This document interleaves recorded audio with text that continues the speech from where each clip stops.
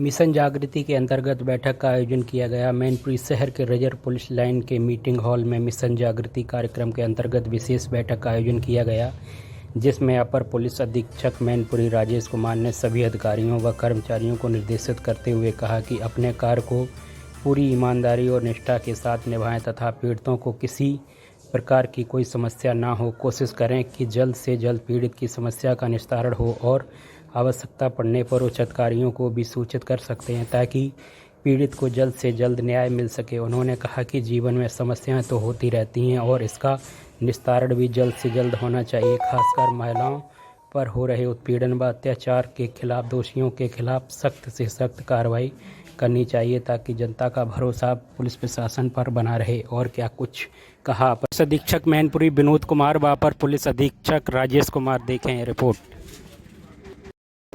ये बात कौन कर रहे हैं? जब से कि 7 साल की सजा के जो केसेज हैं, 7 साल से कम की सजा वाले, उनमें गिरफ्तारी नहीं होती है। ये माननीय उच्च न्यायालय के वो है कि इनमें गिरफ्तारी नहीं होगी। तो गिरफ्तारी न होने के कारण उनको लगता है कि अपोजिट पार्टी वाला अगर मारपीट भी कर दिया, जमीन जायदाद के विवाद हैं और घरेलू विवाद है, किसी तरह के विवाद है, तो उनको ये लगता है कि सामने वाला जिसके खिलाफ हम मुकदमा लिखा रहे हैं वो किसी न किसी तरह से जेल चला जाए। तो अपने घर की महिलाओं का, बेटियों का, लड़कियों का उपयोग करके, उनको टूल बना करके एक मुकदमे की धारा बढ़ा देते हैं कि उससे उनकी गिरफ्तारी हो जाए। एक तरह से वो हथियार के रूप में इस्तेमाल हो रहे हैं। नंबर 2, कई एक्चुअल केसेस भी होते हैं और एक्चुअल केसेस में जो उनकी मानसिक स्थिति हो जाती है, एक्चुअल केसेस होने के बाद, तो उनपे किस तरह से उनको मनोवैज्ञानिक सहायता दी जा सकती है, किस तरह से उनकी काउंसलिंग होनी चाहिए, एक कॉन्सेप्ट इसका ये है। और तीसरा जो है कि बहुत सारी नाबालिग उम्र में लड़कियों के नासमझी के कारण, अशिक्षा के कारण बहुत सारे 363-66 व्यपहरण के केस होते हैं, एलोपमेंट के केस होते हैं, जो कहीं न कहीं मुकदमा भी लिखा जाता है। इसके बाद फिर पता चला कि उनके कभी फेवर में, कभी अगेंस्ट में बयान देते हैं, तो मुकदमा लिखने के बाद लेकिन वो संबंध बहुत दिनों तक चल नहीं पाते हैं, खास करके नाबालिग लड़कियों के मामले में। तो वहां पर जब ये केसेस हो जाते हैं तो उनको किस तरह से उनका पुनर्वास करना है, किस तरह से माँ बाप को उनको काउंसलिंग करनी है, किस तरह से, और उनके लिए कौन सी सरकारी व्यवस्थाएं हैं जिन जो पुनर्वास की, उनकी सहायता की। तो इन 3 कॉन्सेप्ट को लेकर के पूरा ये ऑपरेशन जागृति का प्रोग्राम है। और इसमें ये लीड कर रहा है आगरा जोन, जिसमें हमारे 7 जनपदों में चल रहा है। तो मैं बहुत स्वागत करता हूँ आपका। यूनिसेफ का ही बेसिक ये प्रोग्राम है।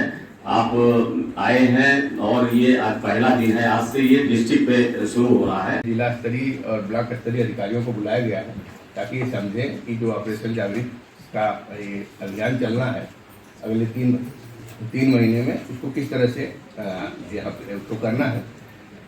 ऑपरेशन जागृति के संबंध में मोटी मोटी बातें मैं बता दूं। पीछे आ रहा है आवाज। मोटी बातें है कि ये हमारे जो एडीजी जोन मैडम श्रीमती अनुपम कुलश्रेष्ठ हैं, उनका एक कंसेप्ट है और उन्होंने यूनिसेफ की मदद से पूरा ऑपरेशन जागृति डिजाइन किया है।